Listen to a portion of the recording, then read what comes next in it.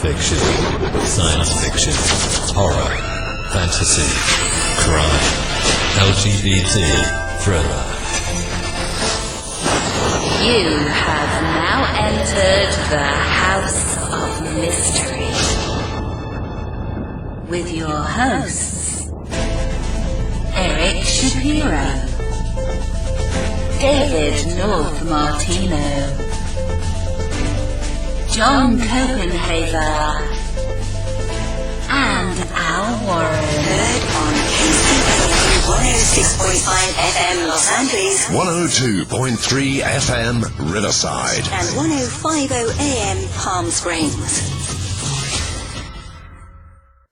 Welcome back into the House of Mystery, and I'm Al Warren, and today we've got Mr. David Martino on the co-host seat today. You're trying to decide what name to use. Yeah, I was going to say Rose Martino, and I thought, well, because it's very serial killer, and because you got that new, you're in that new magazine coming out. It's out today, right? The Horror Zine. Yeah, the Horror Zine's book of werewolf stories is out today. Yeah, and you've got a werewolf story in there. So that's correct. It's strange that you write about werewolves so much, and you don't even have a dog. I know, right? I have a cat. You have a cat. Should be writing about werecats. Yeah, Catwoman, vampires. I don't know, something. Just, but that's good. So that'll be, people are going to be pounding down your door wanting your autograph. That's right. They will. Well, horror zine. That's it's popular. It is. So you can have a lot of people reading it. A lot of pressure. That's right. I'm. my palms are sweaty. Yeah, please. Yeah, another day. Well, okay. Let's jump right in. We've got a guest waiting, and she's written some really interesting books here, and looks like a mystery writer. The newest book is Argyles and Arsenic. So she likes to poison people. So, Molly MacRae, thank you for being on the show. Thanks for having me, Al. Well, so Molly, you write mysteries, and I wonder. So, mysteries. Where did you get the bug for mysteries? Do you read certain mysteries? Have you for years? Like, where does that come from? I started reading mysteries when I should have been studying for exams when I was in college. Someone said, well, rather than study for that, why don't you read this Agatha Christie? And that sort of did it for me. I've been reading mysteries and thinking, yeah, I could do that. I think I could do that since then, and turns out I could. Whenever someone says that to me, I always kind of wonder, well, I can do that.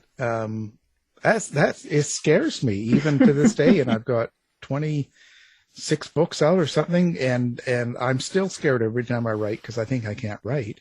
Oh, absolutely. I think I can, but as soon as I sit down to write a book, it's like, I don't know how to write a book. What makes me think I know how to do? I don't even know how to start a sentence or a paragraph. Well, it's crazy. In a way, what do you think was the drive for that for you, other than, well, I know I can write a book like this, or I could do this? Was there something that you really wanted to accomplish with writing? I have always, since I was a kid, and books were read to me before I could read. It just was something I was drawn to. When my brother Andy read One Fish, Two Fish, Red Fish, Blue Fish to me when it first came out, I just thought, wow, this is great stuff. I would like to do that. And so I wrote little things, dumb things, but all throughout. And then I think it's wanting to, a lot of it is wanting to see a book on a shelf with my name on it, but that wasn't really the impetus. It's just like, I want to do this. Books are great things. I like everything about them, and writing them is part of that. When did it start for you, as in getting published? How long have you been writing professionally now? Out with short stories, because I had two small children at home, and I thought, well, they're shorter, so that should be easier, and they take less pencil. And I set myself some goals. I decided I would go for the big letdowns first. And this was back when there weren't so many online options. There was Alfred Hitchcock's Mystery Magazine, Ellery Queen Mystery Magazine, and not much else for mysteries. That didn't pay anyway, and I thought I might as well see if I can actually get paid. So I wrote a story and I sent it in, and it got rejected, and I did that. They accepted about the fourth, it's either the fourth or the fifth story that I sent in. And that was just amazing to me. And that was back in 1989. So that was a while ago. And then I worked my way up from there. I thought, if I can sell three short stories, then I will join Sisters in Crime, or Mystery Writers of America, I guess, at that point. I'm not even sure Sisters in Crime existed at that point. But I set myself these little goals and then decided at some point I'll try a book. So then I tried a book and I put that in a drawer because it didn't. I tried for an agent at that point. That was again in the 90s, and put it in a drawer. And other things happen. Life happens. But I kept going back to it. Wow, you mentioned Alfred Hitchcock's Mystery Magazine, and it's kind of amazing that you got in, you got a story published like after your fourth try. I've tried with Alfred Hitchcock as top mystery magazine for those who don't know, and I tried to get accepted, but no cigar yet, right? But I was just wondering, all things being equal, would you rather write short fiction or long fiction, or are you a natural, do you consider yourself a natural short story writer, or a novelist, or is it both? It might be both. I did get about 7 stories into Hitchcock, and then because I had contracts for books, I haven't had time to write a short story. They take a long time, to do it well. I'm a slow writer. I really love short stories. I love that I just like small things. So, I think if it came down to it, if I never got another book contract, I'd be happy writing short stories too, because they're just nice and compact. I think one of the reasons that first story finally went, that why they took it, well, I'm not really sure, but it was, my mother had died, and I had her ashes because we were going to bury her the next summer. And I had her ashes in the linen closet. And I thought to myself, well, this is just really strange. My mother's in the linen closet. And so the story started out pretty much that way. And I don't know, that worked. It was interesting. There you go, Dave. They don't even take his emails anymore. No. It just gets sent back. It's like, stop sending us this. Yeah, exactly. Yeah, that's crazy. Well, this was back when you send it out by paper. You did it. Oh, yeah. You actually put your Social Security number on it. Mm-hmm. Wow. Things have changed a little. Mm-hmm. Now the new book is part of what you call the Highland Bookshop Mystery Series. So let's talk about what's the premise of this mystery series. It's 4 women, 3 Americans and a Scotswoman, who are living in central Illinois, like where I live right now. And 2 of the women are retirement age. One of the Scotswoman has been living in central Illinois with her husband, who was a professor. Her parents now, back in this little town on the west coast of Scotland, are aged. They're losing their memories, they're losing their hearing, and she would like to go back. Her husband has since died. She would like to go back and care for them. Her friend, who is her age, is recently retired and also recently divorced, and because her husband was such a rat, was able to get a really good alimony. That American woman's daughter is a burned out lawyer, law professor, and her friend is a newspaper woman who sees the handwriting on the masthead. Newspaper jobs are disappearing. They all decide it's time for change in career, change in life, and this little bookshop in Inversgail, Scotland, on the west coast in the Highlands, comes up for sale. And it's a town where Christine, the Scotswoman, grew up, where Janet, the retired librarian, and her family used to visit in the summers. And this little bookshop is a gem. It's a going concern because it's a tourist town. So even in the winter, you can make a living there. So they do the research to see if Americans can buy a business and move over there and live and run. And I did that research to see if they actually can, and they can. So I worked it out that they had the finances, they had the right amount of money in their bank accounts. They could not make a great living, but they could live off of what they could expect to make from this bookshop. And they move over there because why not? It's the Highlands, it's Scotland, and what could possibly go wrong with a scheme like that? And of course, there's murder. That's what happens. They trip over bodies constantly. I've heard that about Scotland. It is the murder capital of the UK. Well, there you go. I didn't know that, but there you go. Yeah. So when you've written this is book 5 of this mystery series. Are you the type of person that sits down ahead of time? Do you kind of know, like when you started back in book 1, I should say, did you know where this series was going to go, and did you have it kind of mapped out and outlined, and you just kind of filling in with the books, or is this totally go play as you go type thing? It's more play as I go.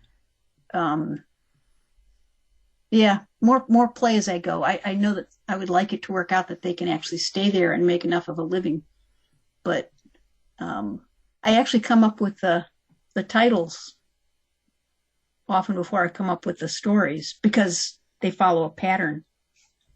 And so like Argyles and Arsenic, a recognizably Scottish word and then a recognizably nefarious word. So Argyles and Arsenic worked. So then I had to arrange the story around the idea of Argyles and Arsenic, and that was fun. Each book does stand alone, but you like someone could pick up book 5 here and start reading it. If they'd like it, go back to book 1. But they don't need to have 1, 2, 3, 4 read before they go to 5. Is that correct? Or yes, yeah. I try to do it that way. I don't repeat verbatim descriptions or exactly why they're there or what's going on, but I try to give enough of the background so that people aren't lost. And I hope that works. Now, you owned an independent bookstore.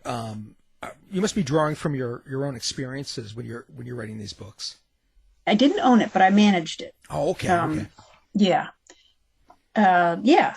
And that was what a great job that was. It was a small independent bookstore in Johnson City, Tennessee.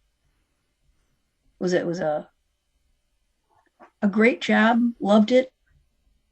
And it was before Amazon existed. And when Amazon happened, but I'm also, so one of the characters, Janet, one of the Americans, the retired divorced woman, she's a retired librarian. And although I'm not a MLS degreed librarian, I was called a librarian. And I worked in the children's department of the public library here for almost 20 years. So I'm drawing on both those backgrounds. So where did all the murders come from? Did you guys kill people in the school or at the bookstores, or is this something we should know about? In retail, you often want to. Oh, I know. I've been there and done that, and it's not easy. You know where it comes from, yeah. Yeah, but I didn't have any bodies in the back. But you never know. Well, so that's interesting. Do you put yourself into one particular character? Or are you kind of in all the 4 main characters? Probably more I hear them in my head. They don't talk to me, they talk to each other. So they're all in there, so they must all be part of me. But I think because the stories are, although it's an ensemble cast, they all work together, these 4 amateur sleuths. Their stories are told through Janet's eyes, and she's the former librarian, so yeah, I would guess I am a little bit more invested in her. So you say you hear them talking. So does that mean Is that when you're on your schizophrenic medicine, or is that when you're off? It's an odd experience, that's for sure. When I was writing the shorts for Hitchcock, we moved from Tennessee to Illinois, back to Illinois. We hadn't lived in Illinois for almost 25 years, I think. And then due to job loss, moved back here. And for the first, 4 months that we were here, none of my characters talked at all in my head. And I wondered if I would ever be able to write a short story again. But then one day they started talking again. That was, oh, thank goodness they're back. And I did sell more stories to Hitchcock after that, so that was nice. But if you ever want to be invisible, move back to a college town as a 45-year-old woman. I did that. Did you? Yeah. That's how I made it, actually.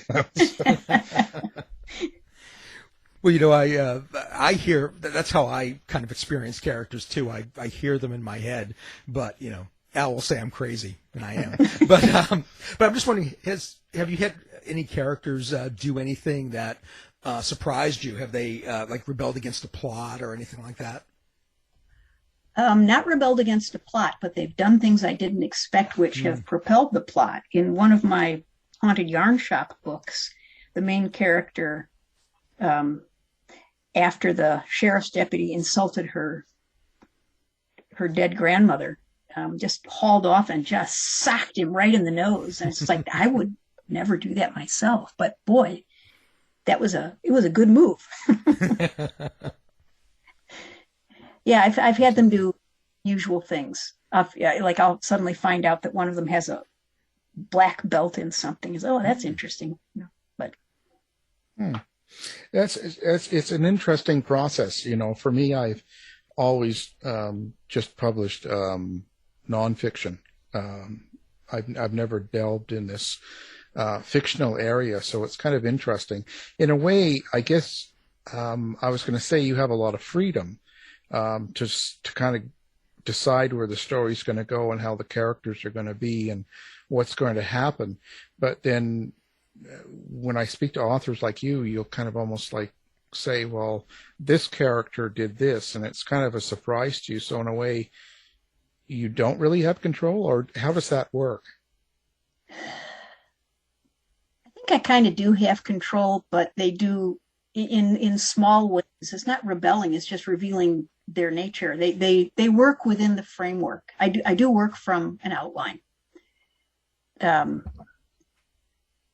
But sometimes the outlines obviously go astray. It's more of an organic outline. I'm not a plotter or a pantster, as they say. I do plot, but I don't write from the seat of my pants. But my plots, because they change and grow, I'm more of a plantster. I plot and pants.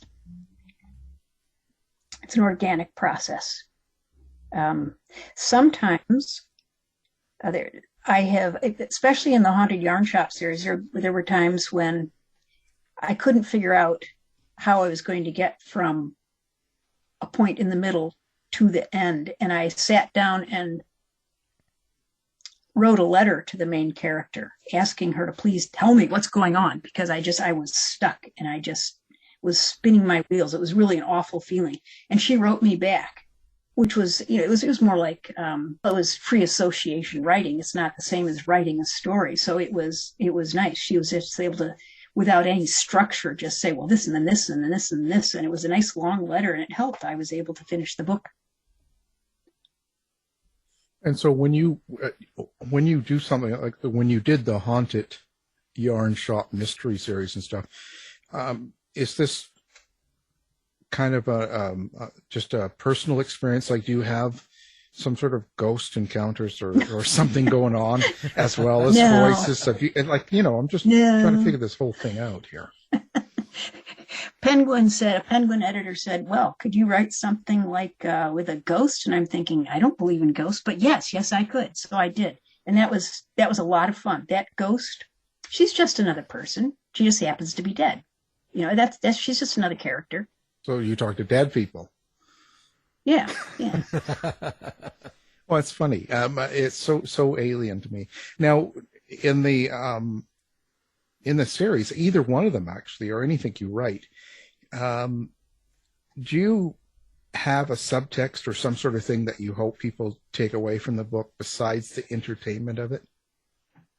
A little bit, yeah. Yes, I try, especially with the short stories. I always try to have a little bit of a theme. I don't know that I can actually identify at this point what the themes were. Who knows? But yeah, I do try to have something going through it just besides the entertainment of this solving a mystery. I have a document that says, what are these books about? And it's different from solving a mystery, like making room in our lives, reassessing, downsizing, moving forward, forgiving and forgetting. Can we, should we? Reversals, what happens in between where we were and where we end up. Loss and resentment, loss and remembrance. The stories we tell ourselves, which, we tell ourselves stories all the time to make our way through our lives, but they're not always true. Uncertainty, how they wear people down and how people react over time. Who knows if that actually shows up in the books, but I've got those things in the back of my mind when I'm writing things like that. Now, Publishers Weekly said you revel in clever wordplay and banter. Do you feel that language and prose within the story is as important as the plot? I guess so. That's just the way I tend to think. Sometimes it doesn't work out so well. In this book, Argyles and Arsenic, at the end of one chapter, after a meeting with a police inspector, Christine, the Scottish character, says, well, I'll write up the gist of this meeting and send it to the others so that all four of them have it. So then the next morning, beginning of the next chapter, it says the gist that Christine wrote up. And I got a text late last night from someone saying, there's a typo in the Kindle.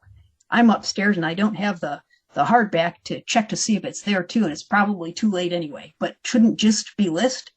And I'm thinking, I was just falling asleep. But I got up and I checked, and no, it really was gist. And I thought, boy, that doesn't sound right. But then I thought, wait a second. No, that's because I was picking up on her just on the previous page saying, I'm going to give them the gist. So that's a little bit of wordplay. But if you read those two chapters completely separately, it sure sounds like a typo.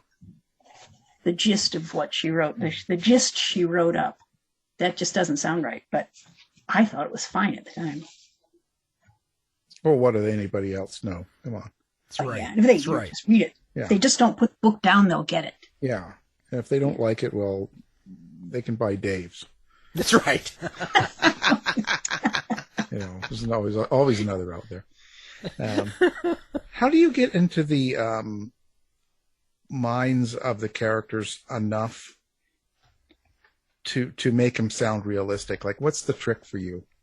Oh, I spend time thinking about who they are, but sometimes I'll interview them as well. Yeah. Sit down across from them and ask them a standard battery of questions, and then just as in an interview like this, you listen to what someone has said, and if they give you an answer, you follow up on that. So that's one way of doing it. I hope I'm able to give each of these four women an individual voice. So I've given them life experiences that are separate. I've given them backstory that doesn't necessarily show up in the books. The newspaper woman, Summer Jacobs, she spent a year at Edinburgh University as an exchange student. She had always wanted to get back to Scotland. She was a newspaper woman who started out doing hard news stories, ended up working into doing lifestyle things, then got interested in cooking and started learning to bake, and now she's the baker in the tea room that belongs with this tea shop. But she also still does some newspapering with the local paper. But that's different from Tally, who is a lawyer and a law professor and just tired of that.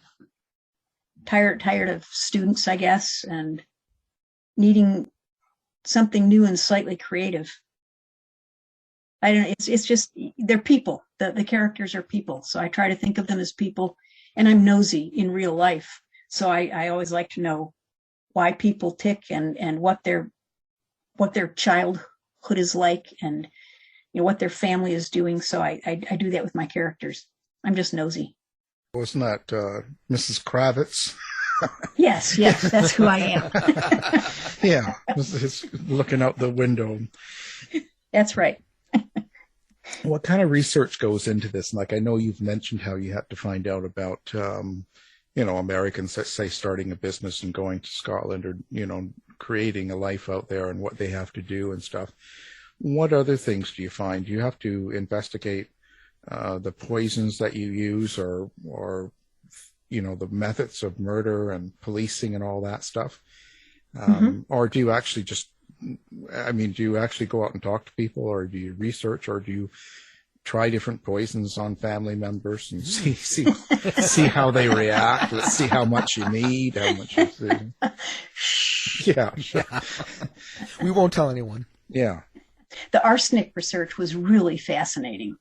It's what an interesting poison. It's been used for centuries. And one of the cool things I discovered was that the main character, Janet Marsh, turns out the guy who invented the first test so that people would know that arsenic was present and had been used to kill, his last name is Marsh, James Marsh, and he was Scottish. So how cool is that? What a neat bit of synchronicity. Arsenic was used in ways that just boggle your mind now, because they knew it was poisonous, but it was because it could make such beautiful colors, like green, a beautiful bright green. They used it in all kinds of things. They used it in wool to knit socks. They used it in paper flowers on hats. In fabric for dresses and suits and children's dresses.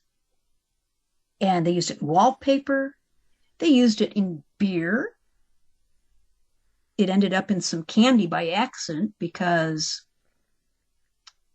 the confectioner thought he was adding plaster of Paris to help, so he wouldn't have to use so much sugar, which was expensive. He used plaster of Paris in his candy, but they'd accidentally bought, instead of plaster of Paris, arsenic. And they used arsenic in the candy, and they sickened over 200 people and killed more than 20 because they wanted that little bit of green in their candy. Dying for chocolate. Yeah. They used it in cosmetics too. Didn't they use it in makeup too, or something? Yeah. And it was actually used in medicine too, and used successfully in medicine. And because arsenic is an element, you can't get rid of it. So once it's there, even if if it's in your lumber, your green tinged lumber on your deck, which they don't sell anymore, but some people still have those decks. If you burn that wood, you haven't gotten rid of the arsenic. It's in the ashes. And if with those ashes in someone's porridge, wouldn't look so good, but you could kill them. Mm-mm. Well, we're getting ideas here. Yeah. I'm taking notes. Yeah. Write this The down. language has been interesting. I have some friends in Scotland, and I have a Scottish friend here who they've helped me get. I know I don't get the vocabulary entirely right, but that's fun to research too.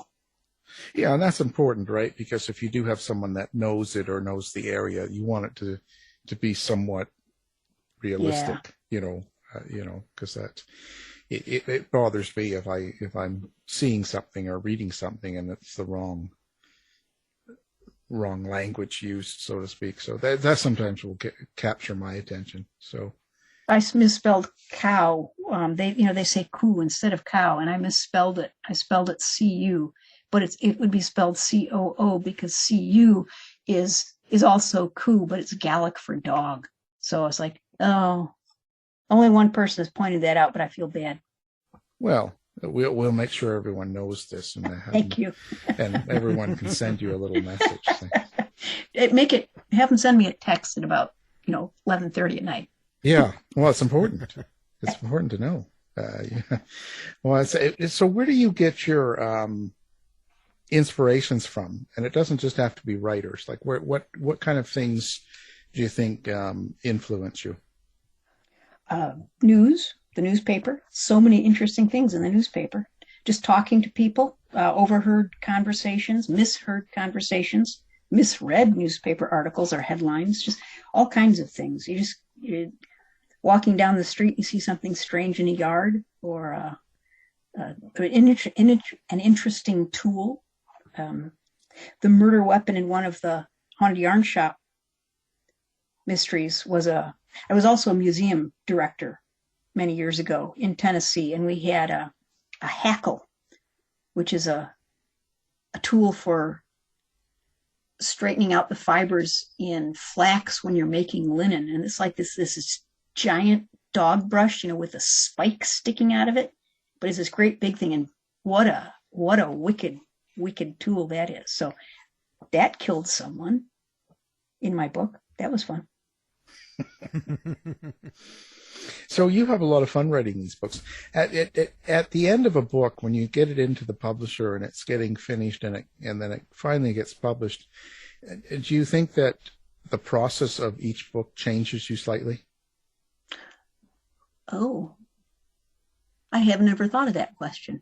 Like, do you think well, I mean, for me, it seems like each time I complete a book and it's done and I move on to the next one, I find that I write differently. Each one kind of takes me somewhere different. And when I start the new project, I think I do it slightly different. Oh. I think I get something out. I think I get something out of each book I do. So each time I complete a book, there's things I learn, there's things I get. Okay. And then so when I go on to the new one, that I'm a new person, so to speak. I have some new things about me that are some things that have changed throughout that process. So new insights. So I like to look back at that and sort of see at times. That's my way of hearing voices. David, do you feel that way when you're through? Yeah, it's interesting. Maybe a little bit, because maybe I view the world a little differently from going through that process. I think sometimes when it comes to fiction, when you have a character who has, they kind of has a, I don't know, when they get to the end of the book, or even a short story, they've kind of transformed in some way. And I think that, maybe I transform a little bit with them. Yeah. Yeah, and especially with a mystery, you've got, they see the evil that can happen, and they would hope that there can be some kind of restoration of order, or I could see maybe becoming, I hope, a little bit better myself, knowing that I know I should not use arsenic on someone. Yeah, right. Or you get better at killing people. That's right? True. I mean, you learn more about it, and you're going to get better at accomplishing. You know what keeps going through my head though with these things is, why are you doing that? You're not supposed to kill people. Why? What are you even thinking? So I don't know why these people keep doing it.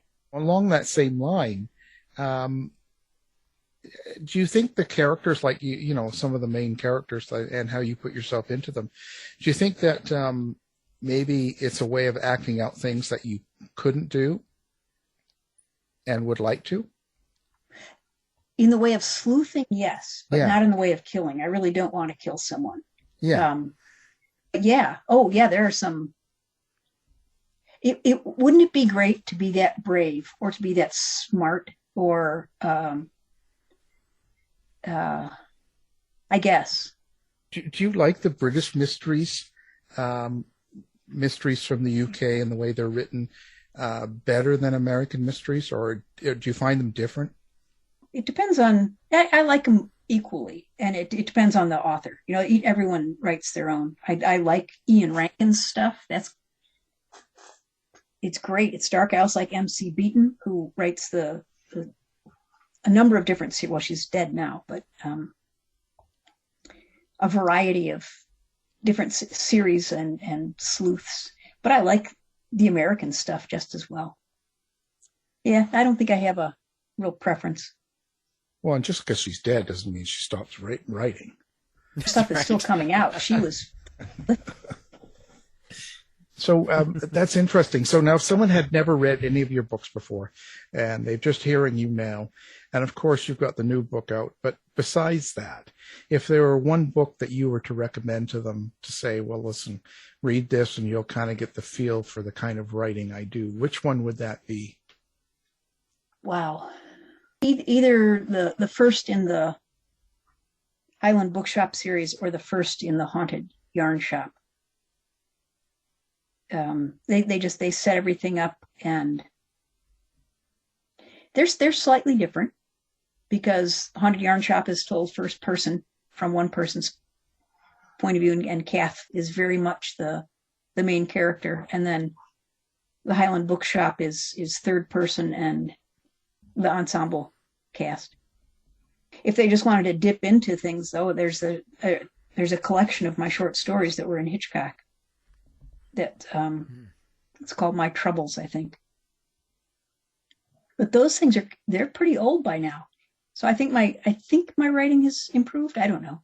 Who knows? Yeah, it's an interesting process as you go through and slowly and putting through the years like that. So now, how do you like the new world, especially coming from doing the small bookshop to Amazon and all of the big changes that have happened? Are you kind of liking social media and the way publishing is turned, or how do you find it? It's so different. From sending in the paper copies and just it goes out there and you don't know what's happening to it. I like some aspects of social media, and others are just exhausting. You could spend all your time feeling as though you need to have a big presence. But I think the tip that people give is, you engage as much as you enjoy or have time for, and only on the platforms that you enjoy helps. So a lot of cozy and traditional mystery readers hang out on Facebook and Instagram. That's mostly where I do anything. And I don't do a whole lot with Instagram, mostly because I forget. But, well, and I retired from the library in November of 2020, but before that, I was writing full-time and working full-time. There just wasn't a lot of time for engagement in social media. I do have a love-hate affair with Amazon. It's a huge entity. It's like the big box stores that come to little towns and say they're not going to close the little shops. Well, yes, they are. Of course they are. They're in business. They're in business to make money. They're in business to be the game. Yeah. It took me, after our bookstore died in 99, it died probably about a year and a half after Amazon came online, and our little town, it's not that little, it's town of 50,000, but it had no big box stores. But that Amazon came online, I think it was in October, and right before Christmas, every big box store opened. Super Walmart, Lowe's, Michael's, Home Depot, all of those things. They'd never been there before, and all of a sudden they were all there, plus Amazon, and there's only so much retail money that you can spend, and so people were happy to see all these things, and all the dollars go other places, or they'd come into our place, see what books they liked, and then buy them off of Amazon because it was cheaper. And you can't blame anyone for that, but it took me a long time after the bookshop closed to go into something like a Barnes and Noble without feeling like, ugh, and to shop on Amazon. But now, I do.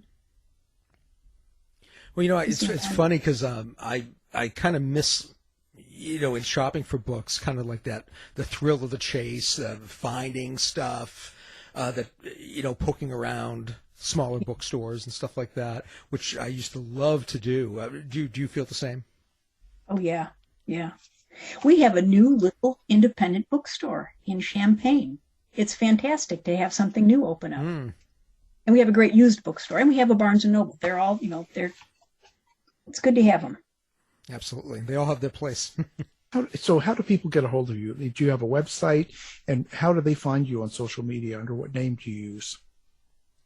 I do have a website. The tricky part is only just spelling my last name, MacRae, rather than just MC. But on Facebook, it's under Molly MacRae. On Twitter, which is, I'm Mystery MacRae, because there are lots of Molly MacRaes out there. So on Instagram and Twitter, I'm both Mystery MacRae. But if you go to my website, which is mollymacrae.com, there's a link to each one of those things that I do. Okay, we'll have that linked up on our site too. So if they forget to spell it correctly or they can't find it, they can go and find it with one click. So how was COVID for your writing? Did it slow you down somewhat, or does it get in the way when you're trying to write something like this? To begin with, it was fantastic. I was at the library, and we closed to the public in that March, and I had a deadline in mid-April, and it was the first time I'd made my deadline in a long time because we were closed. I couldn't go to work. I had to write. I did do work from home, but it was fantastic. And then the library was made a essential service, so we went back to work. We still weren't open to the public, but we had a wonderful time working without the public and doing curbside deliveries. I loved that. Then the next book was due, and I had COVID, and it was delayed because I had COVID. That was miserable, but I got over it. I got better, and it could have been much worse. And now I don't think COVID will go into my books. I don't think I'll write about that necessarily, but yeah. I've had a very lucky time during this pandemic.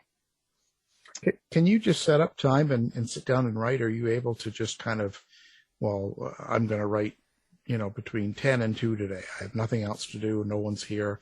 I can sit down and write. And can you just do it, or do you have to be in a certain mood? No, I do have to sit down and do it. It's a job. When I was working full time and writing, I would get up at 5 a.m. and write until it was time to go to work. I'd work. Then I'd write over my lunch hour. I got permission to use my work computer for my own personal stuff, so I wrote on my lunch hour. Then I went back to work, then I'd come home and I'd make supper and I'd write till it was time to go to bed, and I'd do it all over again. And these days, I don't keep office hours. I keep office words. I know how many words I need to get done each day optimally to reach the end of a manuscript so that I can meet the deadline. So if I get that number of words done in the morning, that's fine. I've got the afternoon free, but more often than not, because I'm slow, it takes me most of a work day. But that's okay too, because then I've got my evenings free. Huh. Yeah, it is a job. How long does it take you to do one of these books? Let's see.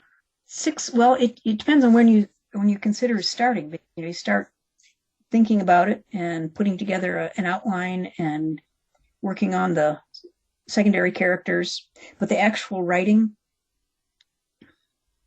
if I do, say, 750 words a day, so if manuscript is going to end up being 85,000 words, and they should be between 80,000 and 85,000, and you do 750 words a day, which some people can do just like that. I can't. It's 113 days. Of course, that's no days off. So I have to build days off in there because things life just does happen. Sometimes you get COVID. You don't get any days off. I went for quite a few years with no days off, with no vacation. Every vacation was a working vacation, but it was my dream. So yeah, I'm not going to complain. So what's next? What do you got coming up next after this book release here? It's been out for a bit now. So what's coming up next? I'm going to start a book in May for under my pen name. It's for a continuity series where there are a number of authors writing the books in a series as though one author is doing it, but they each do it under their own name. They're short books and quite different.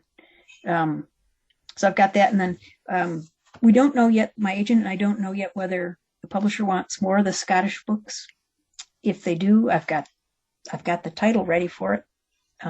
Otherwise, we've got some proposals in. We'll see what will happen. It's hard to know these days what will happen. Yeah. So you write under a separate pen name as well? I do. That's interesting. I always wonder when someone does that. Is there a particular reason or an advantage to it? Because these books are a departure from, you've got your brand. It's a different brand, and the books are sold through a subscription book club service. So if you don't even find them usually at a bookstore or Amazon. They're what you call super cozies. You can't even have a cat hack up a hairball. I tried that, and that got taken out. So it's extra sensitive mystery. Yeah. You could kill someone, but you can't have a cat hack up a hairball. Well, yeah, that's killing humans doesn't rate the same as a cat having a problem coughing. The cat was doing it for a reason. He was trying to point out a clue. I thought it was a good idea. Yeah. Well, geez. Anyway, well, that's how it is. Well, you're certainly an interesting person, and you've written some great books. And of course, the book we were talking about is part of the Highland Bookshop Mystery Series, and it's book 5. It's called Argyles and Arsenic. And our guest has been the author of that book and many others, Molly MacRae. Well, thank you for being here. Thank you so much for having me. It was nice to meet you, Al. Nice to meet you, David. Thanks, Molly. Tired of wasting time trying to decide what to watch on your streaming service? Go to our website and look for the Martino movie reviews. To find out more about our show, guests, or to listen to past shows from our archive, please go to www.houseofmysteryradio.com. Show's over for now. Was it as good for you as it was for me? Well, good night. This has been a production of Something Weird Media. I'll be back.